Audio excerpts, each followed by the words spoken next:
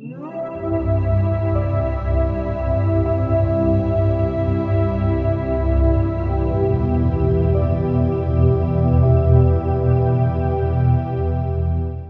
hello everyone. I hope that sound is coming through clearly. Yes, you're perfectly audible. Great. Well, it's wonderful to see everybody again, to see some familiar faces. What I'm going to try and do very quickly, if it's okay, I would like to share my screen. I just had some notes that I'd like to share. If that doesn't work, I'll just talk, but we'll... Yes, that's all right. That's all right. Okay, let's see if we can open this here. Looks like it's going to allow this.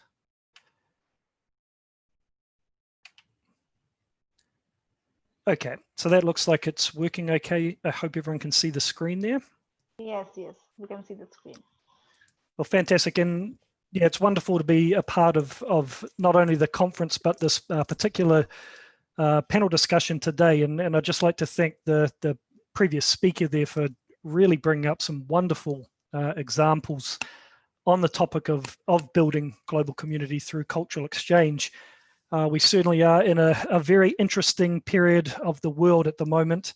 And I feel very fortunate to be in New Zealand speaking with you all, many of you in India there. So I hope today I can sort of bring in a little bit of a different perspective while speaking on this topic here. So what I'm going to do, I'm going to look, I'll just try and bring this out here. Yeah, I'm going to look at these 5 sort of components, and I'll make sure that I stay within my time. I know we've got a lot to cover, and I'm really looking forward to the panel discussion once all the speakers have had their opportunity. So I am the co-founder and director of Chasing Time English, and I'm going to talk very briefly about that. Then we're going to look at film in communicative practice. And I'm really looking at how film, and the previous speaker brought up as well, how film can feed into this idea of cultural exchange, particularly in the way that the world's set up in the moment. Then I'm actually going to look at one specific project that uses film as an opportunity to share cultural exchange globally, and how follow that up with extending this opportunity. And then we'll review and recap what we've kind of talked about. So just really quickly, my role at Chasing Time English, I'm the co-founder, and we started this company about 3 years ago. And essentially what we do, we create narrative drama series specifically for English language learners. Now with these drama shows, they're accompanied by teaching and learning materials packages. And just to touch again on the previous speaker there, who made a really valuable comment that when we talk about English, we shouldn't look at it simply as linguistically important, but how it can be culturally important. And one of the features, well, there's 2 sort of main areas that we look at. And one of them is how we socially interact and how we use language and how the productive side of language influences how we deal with people. So I thought the prior speaker really spoke quite eloquently on several of those topics there. Now, if we look at film as a communicative practice, I mean, I think, it's really true that we're restricted sort of in our physical movement. And that's not even at this particular moment in time. We're not even talking country to country, but we're also talking city to city and even neighborhood to neighborhood. But there's this wonderful opportunity with the use of film to promote cultural awareness. Now, when I'm talking about film in this particular regard today, I'm talking about the cultural exchange between countries. And I really believe that film has this unique opportunity. And so what we're going to look at is how online conversation groups can utilize popular films that are made in your home country to expand on cultural exchange across different countries. And you'll see there I've put a kind of key question, and that is, what can we learn about culture through storytelling? And really the simple answer is a lot. We really can, and that's what we're going to look at a little bit further as we work through these ideas. I'll just try and maybe minimize this so we can see there we go. So I want to touch briefly upon a project that I've actually used and I've trialed with students in New Zealand and in several Asian countries. And so what we're going to do, we're going to work through these different stages here. So the context that I'm talking about is for a discussion between secondary school students or tertiary students and how you can interact with another class at the same level in another country. So we're looking at ways we can communicate online for this cultural exchange. You know, there's this wonderful, these wonderful words in the title, building a global community. And so if we look at this context here and we think about how can, in a classroom environment, how can we share these wonderful ideas? So now we look at the preparation stage. And so the first part of this is sometimes the most tricky part, but it's finding that formal connection. Now this may be a teacher or educator or lecturer that connects with a friend or a colleague or an acquaintance that they may have met before in another country. And what they do is initiate this kind of idea that we're going to share films from our home country. The students are going to learn about these films and then share the cultural stories behind it.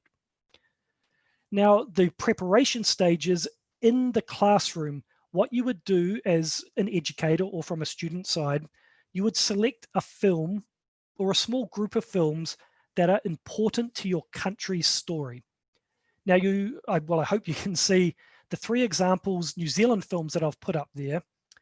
The first one is called The Piano, and The Piano is directed by a wonderful filmmaker named Jane Campion, and it's a drama, a historical drama about some of the early settlers to New Zealand. The second film that I've identified here as an example is a film called Boy. Boy is directed by Taika Waititi, and it's a coming-of-age comedy film. And then the third film that I've identified is called Heavenly Creatures, and that's directed by Peter Jackson, who you'll probably know from the Lord of the Rings and the Hobbit films. Heavenly Creatures was a film that he actually directed before he became wildly successful as a Hollywood director. And this one here is a drama crime film. Now, what we're talking about here is in the preparation stage is for the students to look at a film that has been created in their home country and to identify those key features that make it unique, make it culturally unique to their home country. And so in the preparation stage in the process, once you've identified these key features, you would then work on delivering some short messages or even a short presentation about these cultural identifying factors. Then, and again, this is how we get to the kind of logistical stage, we get to the sharing. And, you know, the wonderful thing that the world has now and how technology sort of opened up the world, we have things like we're doing now with a Zoom conversation. So if we have access to a Zoom conversation, we have a class that connects with another class. And for this particular instance, let's use New Zealand and India. And so what we would do now, the teacher would have prepared the students in New Zealand, and let's use The Piano as the example. And then the teacher in India would have prepared the students for a famous Indian film. And then prior to watching, a student or a group of students using breakout rooms or however we would prepare this would then share some of the information about the film. Now, it's important at this point that we don't share the kind of plot line because we don't want to ruin the film before the other students have watched the film. But you would kind of set up and you'd say, you know, this film is culturally important for X, Y, and Z reason. Then after the session ended, the students would go away and they'd watch the film. They'd come back a second time, and now you can start to see this kind of wonderful opportunity for sharing, this wonderful opportunity for cultural exchange, because now you've got students in 2 different countries that have got a film that they've watched from a whole nother country. They've got all these questions, and hopefully the students from the home country will have the answers to those questions. And so what we would do now is that we'd have this kind of free talk opportunity where students would ask back and forth. And what I found in particular when I trialed this here was two really important aspects. The first was the pride that the students had in sharing this wonderful piece of culture with students from another country. On the flip side of that, there was a real excitement from the students to learn about a different culture, to ask questions, and to feel like that they're really contributing to this global community. Now, the next part of this, and again, it comes down to really what the learning outcomes are. And this is looking at, again, from a classroom environment. We've created this really positive platform. And the previous speaker said, you know, films are a wonderful way for us to engage. And there's no physical kind of restrictions on this. So we create this really positive platform, and it may be that those films create the standalone opportunity that we need. And this could be implemented across a week, 2 weeks, 4 weeks, across the course of a semester if required. And then we come back to what are our learning opportunities, and from a more formal perspective, what are our learning outcomes as an educator or a teacher. And if you feel that you've really opened this door, you've opened a window to look into this different country, you can then expand into new areas of interest. You may be interested in the history, the geography, the food, the literature, even sports, fashion, social media. How do these things work in the country? So simply by providing a film, you've now made this wonderful, wonderful gateway into this new world. So I won't take up too much time because I'm really looking forward to the broader discussion after the four of us have had a chance to speak. But what I will say is that film is a wonderful starting point to look at when we're looking at building a global community through this cultural exchange. We have many opportunities to broaden the scope of this conversation, or we can stay within the parameters of the filmmaking itself. There's two things that I would like to say here. The first thing is that it's really important that we remain positive and curious at all times. And finally, we should never feel restricted. You know, the world, I'm just going to take this off here. Hopefully I can get back to, stop sharing the screen here. So I'll just finish by saying one thing is that we should never feel restricted.